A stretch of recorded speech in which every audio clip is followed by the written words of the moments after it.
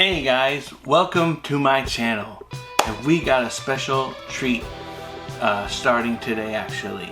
As this video gets posted, I am in the process of actually creating a series over the next several weeks based on a trip that my son and I took on Route 66, or at least a majority of it. And we're breaking it up. Each episode is going to constitute one day of driving in a short sort of set of highlights showcasing the route. We started in Santa Monica, California, and we drove all the way up to St. Louis, Missouri before making our way back home to where we live in Tennessee. We're saving the Chicago portion, headed west for another time, hopefully next year. But I was very excited to do this. We documented an incredible amount. I think we shot close to 8 hours of footage, took thousands of photos, which I hope to share with you in the next series of videos. But today I wanted to sort of showcase the prepping involved, because now it's post-trip. So I have the chance to look back with 20/20 hindsight about what we did right, about what we did wrong, about what I wish I could go back and redo, and also to showcase what we did that we absolutely loved. And there's plenty of all of this all across the board. Mistakes were made. In many ways, I was overly ambitious in planning the stuff we wanted to see per day. And so I kind of wanted to create a video for anyone who's thought about going on the route, who wants to do the route, just to give you some sort of tips, tricks, and ideas from someone who literally just came up with this idea a couple months ago and actually executed it at the end of mid-July. We executed the drive in mid-July. So without any further ado, let's get started. Basically, if you're familiar with the Route 66, or if you're not familiar, this video is actually meant for people who aren't familiar with this kind of thing. And some of this goes for any sort of travel. You don't have to just do Route 66 with these tips, tricks, and ideas. Some of it comes in handy for no matter what. So first of all, I want to say that if you are traveling, sort of pick a destination. Looking back now, I don't know if I recommend conquering as much of the route as we did. The reason we started in Santa Monica is kind of a long story, but my family and I had relocated from Los Angeles, California to Nashville, Tennessee at the beginning of 2021. And under those circumstances, we left a lot behind, friends, family, but we also left a car. We left stuff at my mother-in-law's house. So the idea was that when summer came, my older son, who ultimately went with me on this trip, wanted to go back to say proper goodbyes to his friends that he never got to see, to say goodbye to. So I agreed to a 1-month stay in California. Then we would pack up and leave and do a 9 or 10 day trip on Route 66. Something that I've wanted to do for like the past 15 or 20 years. And, you know, time and concerns and money being what it is very hard to sometimes execute these wildly ambitious plans. But with this recent move, it has sort of allotted us to sort of embrace some of the things that you keep putting off and putting off and putting off. And I'm a big believer, especially after what was 2020, tomorrow is not a guarantee, and there are certain times when you just have to do and do these things that you've always wanted to do, because tomorrow is not a guarantee. And so with that, the stars sort of aligned. We were able to get the blessings of my wife, because she didn't want to do a lot of this, so she actually set this out. So it was really just a road trip with myself and my 15-year-old son. Luckily for us, we started in Santa Monica, and like I said, we had a car there. We had moved away we only took one car. We had left a car at my mother-in-law's house. That was a tremendous help. If you have to rent cars, especially now, the prices are insane. I don't even know the details and the rules about when you're driving that distance and dropping off somewhere else. all I know is it's really expensive from what I've read online to rent a car. So we had a car waiting for us in Los Angeles. So that helped out a ton.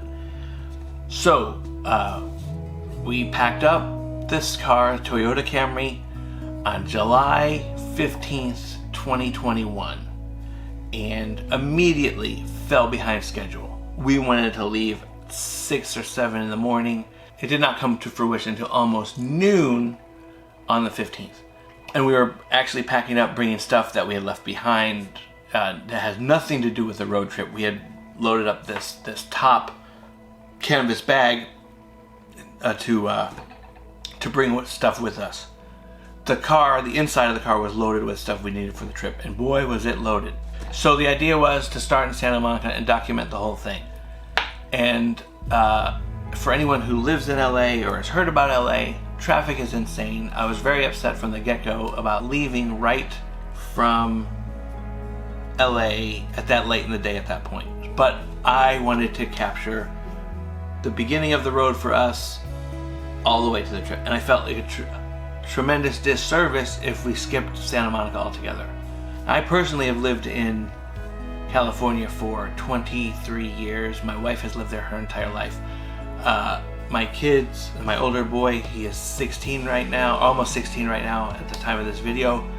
So they lived in California their whole life. So we drive to Santa Monica, we do the end of the road. It's the end of the road sign there, but it was the beginning of the road for us. So we shot that as our last time at the beach for a while, because we said that once we fully immerse ourselves in Tennessee, we don't know how often we're going to be getting to the beach. So we said goodbye to Santa Monica and we started the journey. And the journey was very ambitious, leaving LA. So, but we'll get to that in a minute. So, what do I advise you bring on a road trip? Not necessarily Route 66, but just a road trip in general. Start off with this, a hydro flask. Anyone who knows about these, or you can get any sort of thermal metal insulated water bottle, but this keeps ice for a very long time. Comes in insanely handy when you're on the road. Keeps drink, even if the ice melts, usually your drink stays cold for hours. That is a must on this trip.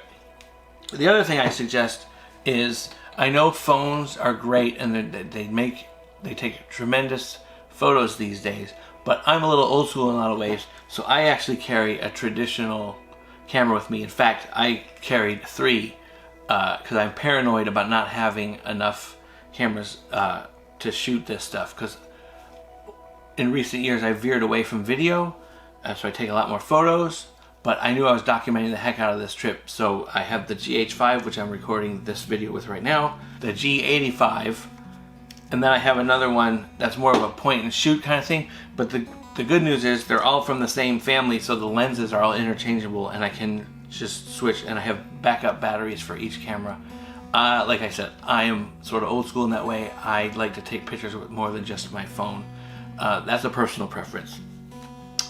The other thing I recommend is sort of a mini tripod. This has the bendable legs that you can attach to things, but what I used it for is I would screw it on to the camera like so, and then I sort of used it as my blogging tool and talking to the camera and stuff like that, which my son sort of got sick of fairly quickly.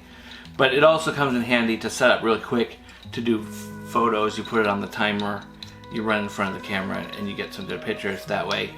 We did a lot of stuff like that.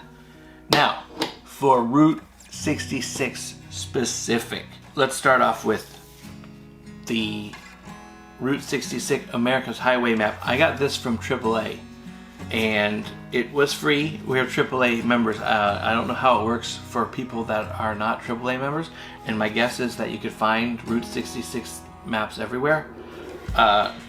This map is very easy to follow in terms of the route itself.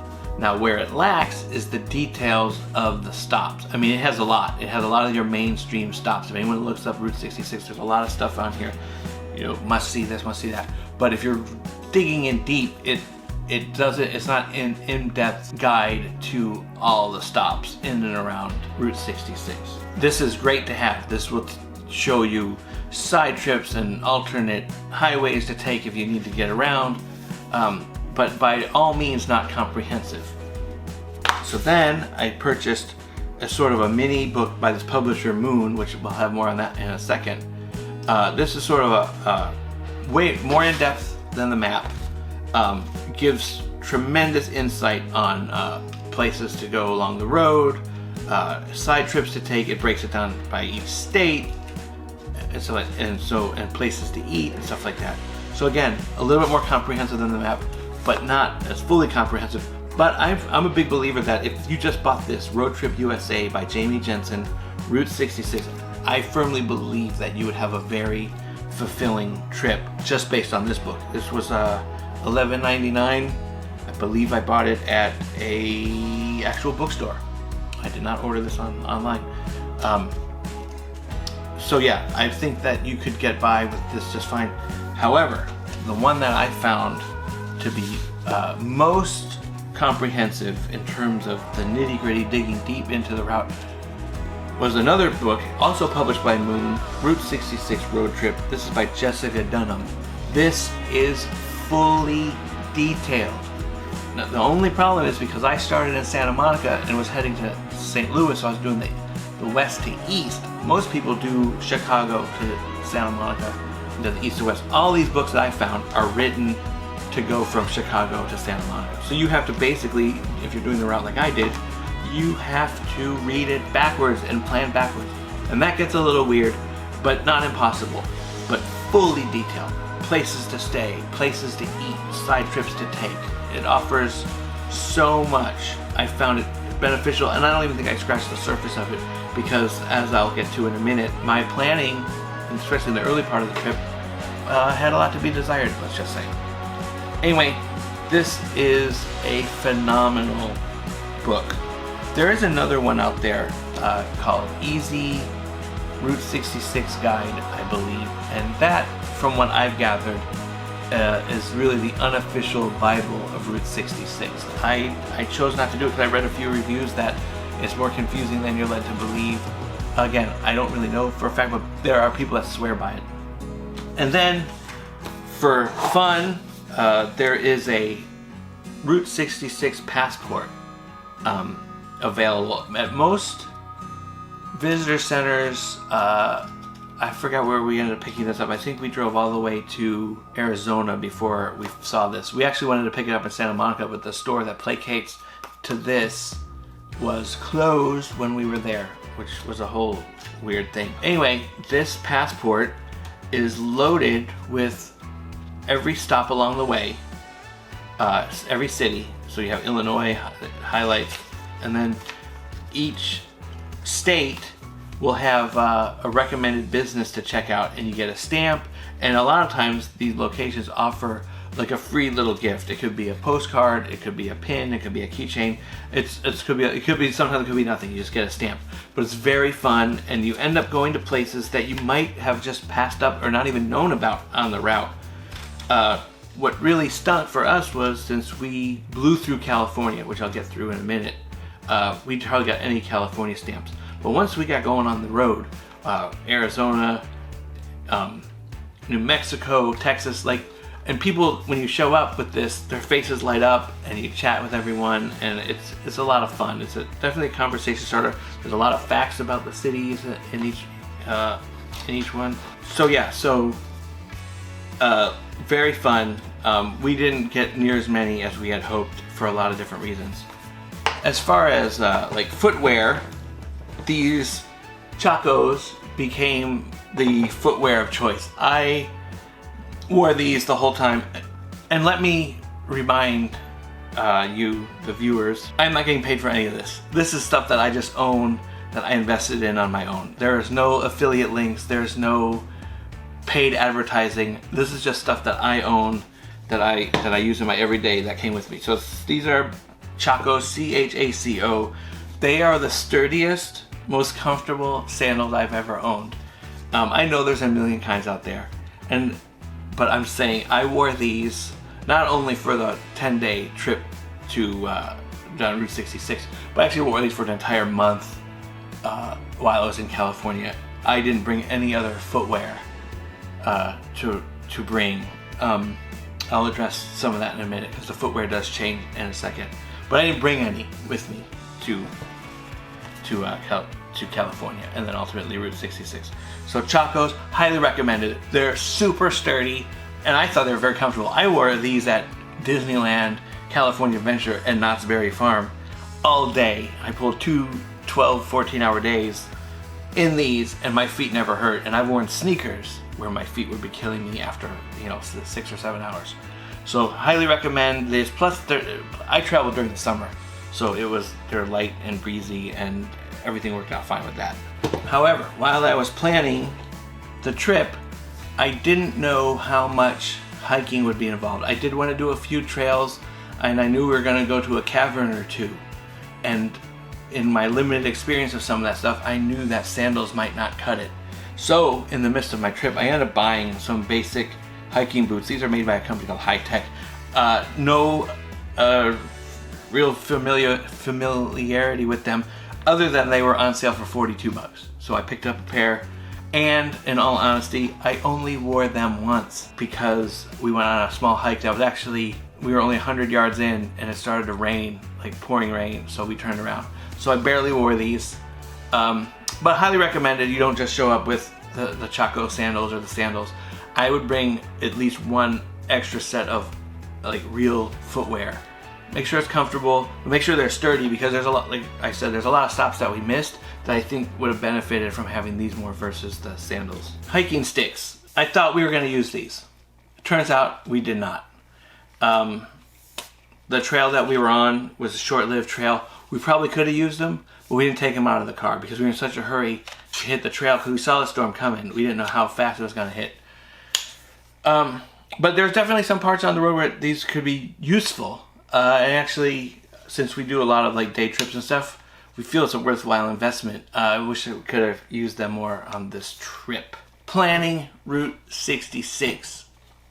I say whatever you have in your mind about what it is, you have to double it in terms of what you think you're going to see versus what you actually see. We left California, like I said, around noon.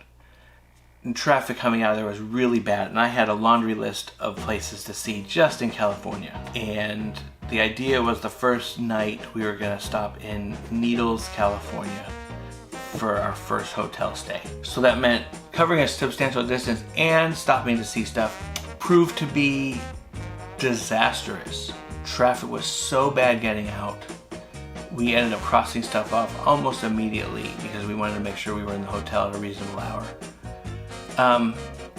So I suggest be very, not meticulous. Meticulous planning for Route 66 is very difficult, but be very, I don't even know the term.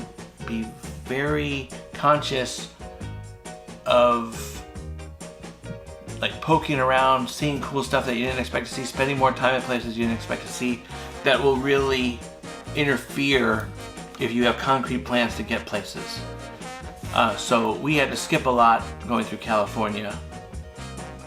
We made it to Needles, and then like I felt such a sigh of relief. So we get some sleep. We wake up on day 2 and we're in Needles, and then to me that's when the trip really took off because now we weren't bound in LA traffic and things immediately feel freer in terms of traffic. So then we start to dilly-dally around and we see old hotels and we see like old, you start to see Route 66 stuff in the streets. Everything just took longer because you don't expect to see so much cool stuff along the way so often. Please, if you're interested in really seeing our take on Route 66, hit like, hit subscribe, hit that bell so you'll be notified when I post videos. Videos are supposed to be coming out every Tuesday, and each video is going to tackle the day that we did. Comment below, ask questions. I'm not an expert. This was my first trip doing it, but I can tell you that it has inspired me to want to do this again to want to be a little bit more hyper focused on certain areas and to tackle obviously some of the stuff that we missed out on last time. So with that, I thank you for watching. I hope you'll tune in for the future videos that are showcase more of the actual route. And thank you for watching, and I look forward to reading your comments and seeing the discussions that start to show up about this trip. Thank you very much for watching.